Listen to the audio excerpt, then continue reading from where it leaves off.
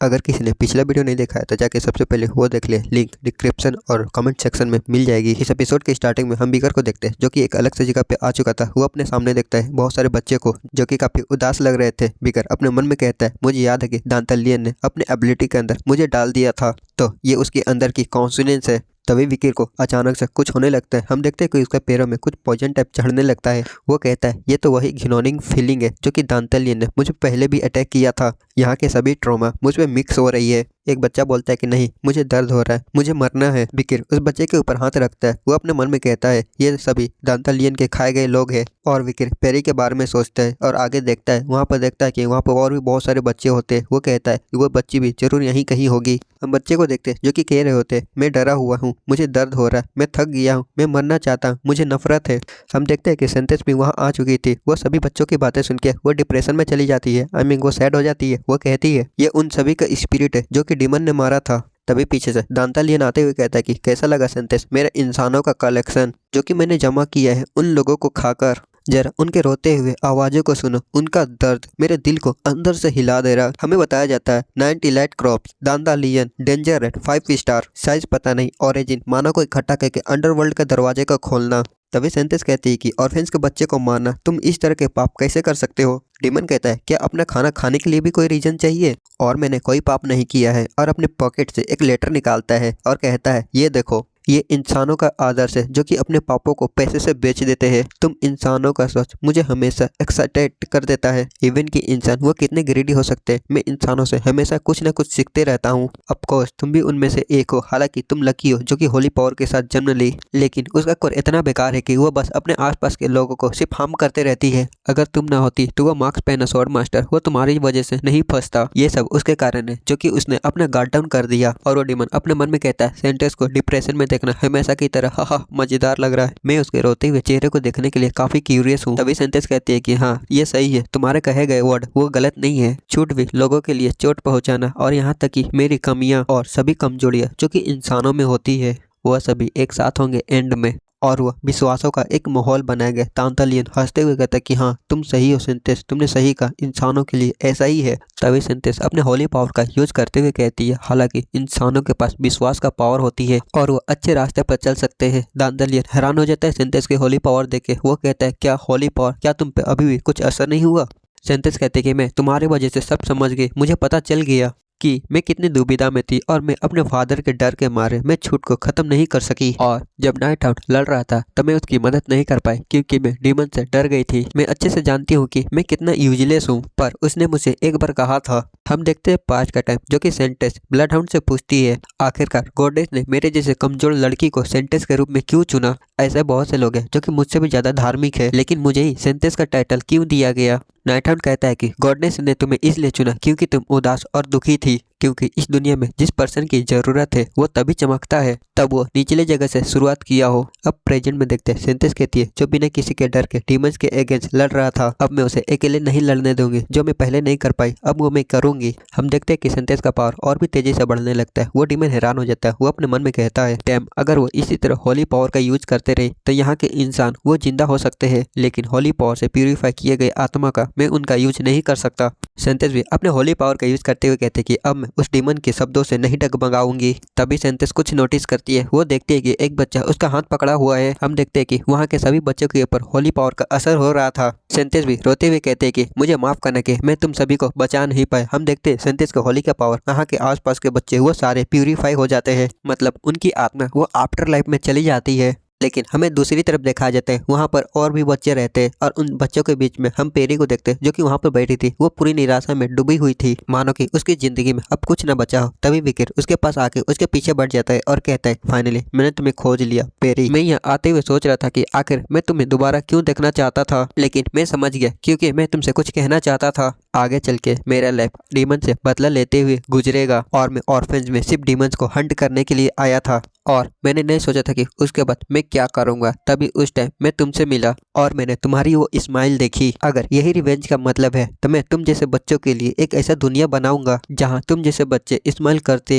वहाँ आराम से रह सके। मेरी जर्नी को मीनिंग देने के लिए तुम्हारा थैंक यू पेरी, और माफ करना है कि मैं तुम्हें बचा नहीं पाया। तभी पेरी कहते कि तुम सच में मुझे दोबारा देखने वापस आए। विकिर ये सुन हैरान हो जाता है और वो पेरी की तरफ देखता है और पेरी भी उसकी तरफ देखती है और पेरी रोते हुए कहती है कि मैं सच में बहुत डर गई थी। विकिर पेरी को गले लगा लेता है। वो कहता है मैं तुमसे प्रॉमिस करता हूँ मैं उस पर्सन को कभी माफ नहीं करूंगा जिस पर्सन ने तुम्हें रुलाया है। जिसे सुन पेरी भी खुश हो जाती है और हम अगले सीन में देखते हैं ऑर्फेंज के अंदर होली पावर ही होली पावर हो जाती है। यहाँ तक कि दांतलियन को भी इससे मुश्किल हो रहा था। वो अपने मन में कहता है कि क्या सेंटेंस के पास इतना पावर था। नहीं, ऐसा नहीं हो सकता। सारी आत्माएं वो सारी की सारी प्यूरिफाई हो गई है। हम देखते हैं ब्लड हाउंड को जो कि सेंटेंस के पास आ चुका था, उसके ऊपर भी होली का पावर असर हो रहा था। वो अपने हाथ को देखता है। वो कहता है ये ओवरव्हीलिंग ऑरा, ये सेंटेंस की होली पावर मेरी ऑरा को बढ़ा रही है। मुझे लगता है कि अब मैं उस स्टेट तक पहुंच सकता हूँ। वो स्टेट। तभी विकिर अपने ऑरा का यूज करते हुए बेल्जेबुक को बोलता है, जिसे देख दांतलियन हैरान हो जाता है। वो कहता है कि सॉलिड ऑरा नहीं नहीं, ऐसा नहीं हो सकता, एक स्वॉर्ड मास्टर। हमें पता चलता है कि विकिर वो फाइनली एक स्वॉर्ड मास्टर लेवल के ऊपर पहुंच गया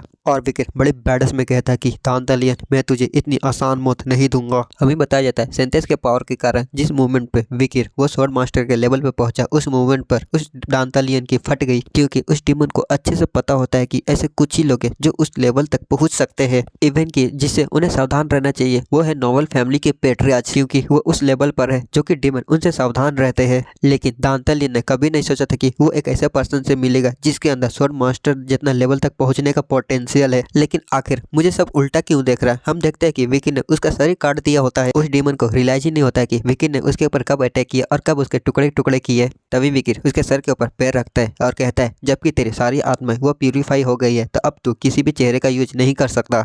ये तेरे लिए बहुत डिप्रेसिंग है ना दांतलियन। दांतलियन अपने मन में कहता है मैंने कभी नोटिस नहीं किया कि मेरा एंड ऐसा और इस जगह पर होगा। डीमन रेल्म का गेट खोलना और इंसानों की दुनिया पे कब्जा करना हमें लगा ज्यादा टाइम नहीं लगेगा, लेकिन किसी ने सोचा था कि हमें रोकने एक इंसान आ जाएगा। मुझे किसी भी तरह इसे मारना होगा, भले ही मुझे अपना जान गंवाना ही क्यों ना पड़े। और वह नाइट हाउंड से कहता है कि तुझे क्या लगता है कामीने, अब मेरे पास कोई चेहरा नहीं है। हम देखते हैं कि दांतलियन वो अपने चेहरे को बदलने लगता है। वो फूल के और भी बड़ा होने लगता है और वो नाइट हाउंड से कहता है कि मैं तेरे साथ इस जगह को भी उड़ा दूंगा। सेंटेंस बिकिर को बोलते हैं कि ये बहुत खतरनाक है, तो बिकिर कहता है कि शांत हो जा सेंटेंस। सेंटेंस भी शांत हो जाती है। बिकिर कहता है कि तुम्हें इसके बारे में ज्यादा चिंता करने की जरूरत नहीं है, और अपने मन में कहता है क्योंकि अब मुझे यकीन है मैं उस लेवल पर पहुंच गया हूँ, एक ऐसा लेवल जिसे पाने के लिए मैं हमेशा तरसता रहा पर मैं कभी नहीं पहुंच सका। वो शॉट जो कि ह्यूगो ने मुझे दिखाई थी, अब मैं वहां पहुंच गया हूं। तभी दांतलियन कहता है मेरे भाइयों अपना मिशन पूरा करना, और वो खुद को ब्लास्ट करने के लिए तैयार हो जाता है। लेकिन तभी उसे एक अटैक आकर लगता है जिसे वो बीचों बीच कट जाता है। हम देखते हैं कि वो अटैक इतनी पावरफुल थी जो कि ऑर्फेंस को ही बीचों बीच काट देती है। इतने बड़े हंगामे के साथ वहाँ पर जितने लोग भी सोए थे वो जाग जाते हैं। वो कहते हैं कि ये अर्थक्वेक कैसा था। हम देखते हैं सेंटेंस को जो कि वो भी नाइट हाउंड के पावर को देख के हैरान थी, क्योंकि नाइट हाउंड ने डीमन के साथ साथ ऑर्फेंस को ही बीच से काट दिया होता है। यहाँ तक कि सिंकिया भी अपनी खिड़की के बाहर देखती है कि बादल भी आधा कट चुका है। इसके बाद हमें बताया जाता है इंटरजेंटिया में हुई गई रात के इंसिडेंट ने रॉयल कैपिटल को खौफ में डाल दिया। खोवादी फैमिली से जुड़े हुए एक और ऑर्फेनेज में आतंकवादी अटैक। उस इंसिडेंट की तरह इस इंसिडेंट में भी ब्लड हाउंड का नाम दिया गया और इंसिडेंट वाली जगह पे बहुत सारी क्राउड जमा हो गई। प्रियंका कहती है किसने सोचा था कि नाइट हाउंड यहाँ पर आएगा। सिंकिया कहते हैं यह बहुत टेरिफाइंग है कि हम उस अटैक से बच गए। पिगी कहता है लास्ट दिन ऐसा होगा मैंने कभी नहीं सोचा था। ये कितना बेकार है कि इतना अच्छा मौका मैंने खो दिया नाइट हाउंड को पकड़ने का। सेंचो कहता है कि पर ये अजीब बात है कि इतने बड़े धमाके के साथ भी हमें कोई इंजरी नहीं हुई। पिगी कहता है कल से ऑर्फेंज के हेडमास्टर भी नहीं दिख रहे अपने गार्ड के साथ, क्या वो कहीं नाइट हाउंड के अटैक के विक्टिम तो नहीं बन गए। जरूर सीनियर डॉलर्स भी बहुत परेशान होगी। हम देखते हैं कि डॉलर्स के साथ एक और बंदा रहता है। वो कहता है कि अच्छा क्वालिटी, मैं हमेशा सोचता था कि वो एक सस्पिशियस आदमी है, लेकिन मैंने कभी इमेजिन नहीं किया था कि वो एक डीमन निकलेगा और नाइट हाउंड उसे मारने के लिए यहाँ आएगा। लेकिन एक फैमिली ब्रांच के ऊपर अटैक करना इसे इतनी आसानी से नहीं जाया दिया जा सकता। हालांकि पर्सनली फैमिली के अंदर सड़े हुए हिस्से को काटना देखना अच्छा है। ऑफकोर्स भले ये सच है, लेकिन मैं श्योर नहीं हूँ कि पब्लिक इस पर विश्वास करेगी कि नहीं। दो रिपोर्टर के कानों में यह बात चली जाती है जिसे सुन वो हैरान हो जाते हैं। तभी डॉलर्स आगे बढ़ते हुए कहती है कि सर पेट्रो जो अभी होने वाला है मैं उसके लिए आपसे माफी मांगती हूँ। फिर डॉलर्स सभी रिपोर्टर के पास जाती है और कहती है कि सभी लोग 1 मिनट के लिए मेरी बात सुनो। रिपोर्टर्स कहते हैं ये तो $37 है, लगता है कि वो इंसिडेंट के बारे में कुछ कहना चाहती है। डॉलर्स एक खाता निकालती है और वो नाइट हाउंड के बारे में सोचती है। नाइट हाउंड वही खाता डॉलर्स को देते हुए कहता है, खोवादी फैमिली के बारे में मेरे पास कुछ प्रूफ है, अब ये तुम पर निर्भर करता है कि तुम इसे कैसे लिखती हो। अब प्रेजेंट में डॉलर्स उस खाते को देखती है और खोलती है। वो कहती है कि 0 दिन 0 मंथ। ये एक रिकॉर्ड है जिसके अंदर कुल्टी लून इंजुडेंटिया और हम्बल हम्बर कार्डिनल के बारे में है। डॉलर्स बहुत लंबा चौड़ा बताती है। मैं शॉर्ट में बताता हूँ। इस खाते के अंदर लिखा हुआ है उन लोगों के बारे में जिसने अब तक छूट को खरीदा या बेचा है और कितने पैसे में, जिसे सुन वहाँ के सभी लोग हैरान हो जाते हैं। रिपोर्टर्स आपस में बात करने लगते हैं। एक लड़की रिपोर्टर कहती है, क्या ये सच है कि छूट को बेचा जा रहा है, लेकिन उस पर भी एक लिमिट होती है। दूसरा रिपोर्टर कहता है कि नहीं, ऐसा हो ही नहीं सकता कि कुल्टी और हम्बल कार्डिनल कुछ ऐसा काम करेंगे। तीसरा रिपोर्टर कहती है, लेकिन ये सेंटेंस खुद कह रही है। डॉलर्स यही नहीं रुकती, वो और भी लोगों के बारे में बताती है कि और कितने लोग इसमें जुड़े हुए हैं। और वो बताते हुए अपने मन में कहती है, अब मैं अपने फादर के डर के कारण और मैं नहीं रुकूंगी। मैं एक ऐसा पर्सन बनूंगी जिसके सामने मुझे शर्मिंदगी ना झेलना पड़े। खोवादी के किए गए इस तरह कामों के और मैं बर्दाश्त नहीं कर सकती। मैं कसम खाती हूँ कि मैं उन्हें कभी माफ नहीं करूंगी। तभी हम बिकर को देखते हैं जो कि उसी पेड़ के पास बैठ जाता है। वो कहते कि तो मेरे इरिगेशन के बाद भी उसका दिल नहीं बदला और बस 10 में से 8 डीमन क्रॉप्स बचे हुए हैं। फिर विकिर अपने साइड देखता है, वहाँ पर जहाँ पर पहले पेरी बैठा करती थी।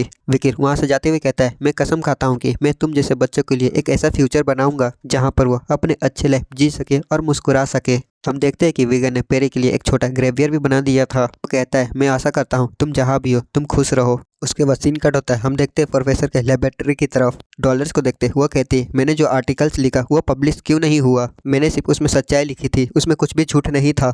आपने नाइट हाउंड को बुरा दिखाया है पब्लिश में। प्रोफेसर वेंसी बोलते हैं कि क्या तुम सिर्फ इसलिए पूछ रही हो क्योंकि तुम इसके बारे में नहीं जानती? और प्रोफेसर उसको एक आर्टिकल दिखाते हैं जो कि कहता है कि तुम्हारे आर्टिकल्स एक ऑर्गेनाइजेशन को सपोर्ट करते हुए दिखाता है। तुम्हें हमारे एकेडमी का रूल पता है, वो न्यूट्रल है। डॉलर्स कहती है, मैंने तो बस सच्चाई लिखी है, इसमें कुछ भी गलत नहीं है। शॉर्ट में तो मैं बताऊं तो एकेडमी का न्यूज़पेपर नाइट हाउंड को पब्लिश के अंदर एक बुरा पर्सन की तरह दिखाया है, लेकिन डॉलर्स वो ऐसा नहीं चाहती है। वो नाइट हाउंड के बारे में सबको सच बताना चाहती है। और प्रोफेसर वेंसी और डॉलर्स इस टॉपिक के ऊपर बहुत सारी बातें करते हैं। मैं शॉर्ट में बता देता हूँ। प्रोफेसर डॉलर्स को बताता है कि ये सब उसके फादर के वजह से है। भले ही उसके पास वो खाता है लेकिन उसका कोई प्रूफ नहीं है। पर ऐसा नहीं है कि मैंने तुम्हारे फादर के डर के कारण ऐसा किया, पर एक और पर्सन है जो कि उनसे भी ज्यादा पावरफुल है। डॉलर्स प्रोफेसर वेंसी की बात सुन के समझ जाती है खोवादी फैमिली के अंदर एक ऐसा पर्सन है जो कि कार्डिनल से भी ज्यादा पावरफुल है, और वह है पॉप। तो फादर अपने गलतियों के लोगों के सामने नहीं लाना चाहते हैं, तो फादर ने पॉप से मदद मांगी ताकि इस बात को दबाया जा सके। पर डॉलर्स को अच्छे से पता है कि नाइट हाउंड वो कोई बुरा पर्सन नहीं है, बल्कि बुरे लोग तो खोवादी फैमिली के अंदर छुपे हुए हैं। फिर डॉलर्स वहाँ से जाने लगती है। पीछे से प्रोफेसर वेंसी बोलता है कि डॉलर्स अब इस मैटर पे बात मत करना। तो डॉलर्स कहते हैं कि ठीक है, मैं समझ गई, और अपने मन में बोलती है कि चाहे कुछ भी हो जाए मैं नाइट हाउंड को जरूर सपोर्ट करूंगी। सीन कट होता है। हमें टूडो को दिखाया जाता है। वो कहता है कि अब मैं बहुत थक गया हूँ क्योंकि मुझे दोबारा क्लास लेना पड़ रहा है। मुझे रियलाइज हो गया है कि मेरे लिए वॉलेंटियर वाला काम ही सही था। पीगी कहता है कि तब हम अगली बार भी एक साथ चलेंगे। टूडो बिकिर से एक गेम में पार्टिसिपेट करने के लिए कहता है, लेकिन बिकिर उसको मना कर देता है क्योंकि वो थोड़ा थका हुआ है और अकेले रेस्ट करना चाहता है। टूडो हैरान हो जाता है, अपने मन में कहता है क्या अकेले? पीछे से पिगी भी कहता है कि ठीक है, अब मैं भी अपने रूम में जा रहा हूँ। तभी टूडो पिगी का मुंह बंद कर लेता है और कहता है कि अकेले रहना ये अच्छा काम है, तुम जाओ थोड़ी देर रेस्ट करो, हम पिगी को अपने साथ लेके जाएंगे। हम देखते हैं डोमेट्री का सीन। विकिर बोलता है कि उस दिन के बाद से मेरे पास अकेले रहने का टाइम ही नहीं था, इसलिए मैं इसे ठीक से देख नहीं पाया। और अपने मन में कहता है स्वॉर्ड मास्टर के लेवल पर मैं सिर्फ सेंटेंस के ब्लेसिंग के कारण ही पहुंचा, पर उस दिन के बाद से मैं दोबारा से अपने स्टेट हाई रैंक ग्रेजुएटर पर ही पहुंच गया। लेकिन मैंने एक्सपेक्ट नहीं किया था कि मैं कभी स्वॉर्ड मास्टर के लेवल को एक्सपीरियंस कर पाऊंगा। और मुझे इस लड़ाई से जो सबसे बड़ा फायदा हुआ है ये है वो चीज़, ये मार्क्स जो कि मुझे दांतालियन के सोविडेंट के पास से मिला। जब मैं इस चारों मार्क्स को एक साथ मिलाता हूँ तो ये एक बड़ा मार्क्स बन जाता है। मेरे मेमोरी के अकॉर्डिंग ये भी एक रेलिक है, human marks of betray hearts पिक्रेस। मैंने कभी एक्सपेक्ट नहीं किया था कि मुझे डिमोनिक स्वॉर्ड बेल्जेबक के लेवल जितना एक रेलिक मिलेगा। मुझे याद है मेरे रिग्रेशन से पहले मैंने एक बुक में इसके बारे में पढ़ा था, एक ऐसा मार्क्स जिसे पहनने पर अपने से ज्यादा स्ट्रॉन्ग लोगों को मारने पर तुम और भी ज्यादा स्ट्रॉन्ग बनोगे, और मार्क्स पहन के तुम जितने भी ह्यूमंस को मारोगे तुम्हारा पावर और भी ज्यादा बढ़ेगा। सीधा सीधी मतलब है कि तुम अपने से ज्यादा स्ट्रॉन्ग लोगों को मारो चाहे कमजोर लोगों को मारो, तुम्हारा ही पावर बढ़ेगा, और इसकी रीजनरेशन पावर भी बहुत ज्यादा है। चलो एक बार पहन के इसे ट्राई करें। मुझे याद है कि इसका एक साइड इफेक्ट भी है, और जैसे विकिर उस मार्क्स को पहनता है उसे एक अलग सा फीलिंग होने लगता है। वो कहता है कि मेरा स्ट्रेंथ और मेरा ऑरा दांतेलियन के फाइट करने के बाद खत्म हो गया था, लेकिन इसे तुरंत पहनने के बाद ही वो वापस आ गई। ये तो मुसुसु एबिलिटी जो कि कटे हुए पार्ट को दोबारा से रीजनरेट कर देता है, ये उसके जैसा है। लेकिन कुछ गड़बड़ लग रहा है, मेरा विजन इतना कम कैसे हो गया और मुझे सारी चीज़ ब्लैक एंड व्हाइट क्यों दिख रहा है? हम देखते हैं कि विकीर एक कुत्ते में बदल जाता है। वो कहता है क्या मैं एक कुत्ता बन गया, क्या ये कोई साइड इफेक्ट है? और विकीर गोल गोल घूमने लगता है और कहता है कि नहीं नहीं नहीं, अगर मेरा बॉडी पहले जैसा नहीं हुआ तो बहुत बड़ा प्रॉब्लम हो जाएगा, मुझे जल्दी से मार्क्स को निकालना होगा। तभी वो मार्क्स निकल जाता है। विकीर कहता है कि तो ये मेरे सोचने पर ही ये मार्क्स अपने आप निकल जाएगा। फिर वो मार्क्स को देखते हुए कहता है कि अगर यह मेरा एबिलिटी है, जब मैं चाहूँ कुत्ता बन जाऊँ तो मैं इसे एक सब एबिलिटी साइड इफेक्ट मानूंगा। थैंक्सफुल की एकेडमी के अंदर पेट वो अलाउ है, इसके मदद से मैं और भी ज्यादा बाहर एक्टिव रह पाऊंगा। तभी विकीर को कुछ टूटने की आवाज आती है। तभी विकीर अपने बैग की तरफ देखता है और विकीर अपने बैग में से कुछ गोल चीज निकालता है। हमें पता चलता है ये मैडम 8 लेग का अंडा है जो कि विकीर ने पेरी को खेलने के लिए दिया था। विकीर कहता है कि तो ये मूवमेंट ये साइन दिखा रहा है, इसका मतलब ये है कि ये अंडा हैचिंग हो रहा है। विकीर बताता है मैडम 8 लेग जंगल के सबसे स्ट्रॉन्ग मॉन्स्टर में से एक, उसने मुझे लगभग मार ही दिया था। यहाँ तक कि डीमंस को भी उसका सामना करने में मुश्किल होता है और उसने अपने जैसे लोगों को रखने के लिए एक एब्यूज बनाया जो कि स्टोरी में कहा गया है। और उसी मॉन्स्टर का अभी डिसेंडेंट हैच हो रहा है। तभी वो अंडा टूटता है, उसमें से एक लिटिल स्पाइडर निकलता है और वो कहता है कि वो विकीर उसे देख अपने मन में कहता है ये तो एक छोटा कॉटन बॉल है, तो ये है बच्चा मैडम 8 लेग की। पर उसे इम्पोर्टेंट बात क्या उसने अभी अभी वो कहा। वो स्पाइडर विकीर को देखते हुए वो कर रहा था। विकीर देखता है कि वो स्पाइडर थोड़ा सैड हो गया है। तो विकीर उसे पूछता है क्या तुम्हें भूख लगी है? तो वो स्पाइडर अपना सर हिलाते हुए हाँ कहता है। तो विकीर उसको एक मीट का टुकड़ा देता है। तो वो स्पाइडर उस मीट के टुकड़े को देखते हुए इधर उधर हिलने लगता है। विकीर कहता है मैंने सोचा था कि तुम भी मैडम की तरफ मीट खाते हो, पर अभी भी तुम बच्चे हो, शायद तुम इसे नहीं खा सकते।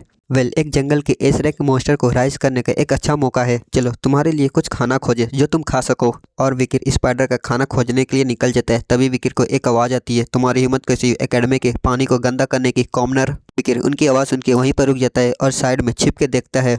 विकीर देखता है ये तो पिगी है और उसके बगल में हॉट वेपन डिपार्टमेंट का रेनियल डी लेविथन है, एम्पायर का 7 ग्रेट फैमिली में से एक डेडली पोजन लेविथन फैमिली से। पिगी उनसे माफी मांगते हुए आगे जाने लगता है और कहता है कि मुझे माफ करना, लेकिन मेरे दोस्त वो मेरे इंतजार कर रहे हैं। तभी एक दूसरा बंदा पिगी को रोकता है और कहता है कि क्या तुम्हें लगता है कि तुम अपनी मर्जी से जा सकते हो कॉमनर? ग्रेनियल पिगी से कहता है कि एक ऐसा ड्रेस जो कि लो रैंक का भी नहीं है, जब भी मैं तुझे देखता हूँ मुझे बहुत गुस्सा आता है। पता नहीं तुझ जैसा कॉमनर इस एकेडमी में कैसे आया, तुझे इस एकेडमी को छोड़ देना चाहिए, तेरे दोस्त भी तेरे जैसे। ये सुन पिगी गुस्से से उसके कलर को पकड़ लेता है और कहता है तू मेरा इंसल्ट कर सकता है पर मैं अपने दोस्त का इंसल्ट करने नहीं दूंगा। ग्रेनियल गुस्से से कहता है कि तेरी हिम्मत कैसी हुई कॉमनर मुझे छूने की? और पिगी को पीछे की ओर धक्का देते हुए अपने साथी से बोलता है उसे मारने के लिए। उसका साथी भी पिगी के ऊपर अटैक करने के लिए तैयार हो जाता है। पिगी वो अपना आंख बंद कर लेता है, लेकिन थोड़ी देर बाद जब वो अपनी आंखें खोलता है वो देखता है कि टूडो ने उसको बचा लिया होता है। टूडो पूछता है कि पिगी क्या तुम ठीक हो? सेंचो भी एक बंदे के सर को पकड़ लेता है और कहता है कि तेरी हिम्मत कैसी मेरे दोस्त को छूने की? तूने आज गलत बंदे से पंगा ले लिया है।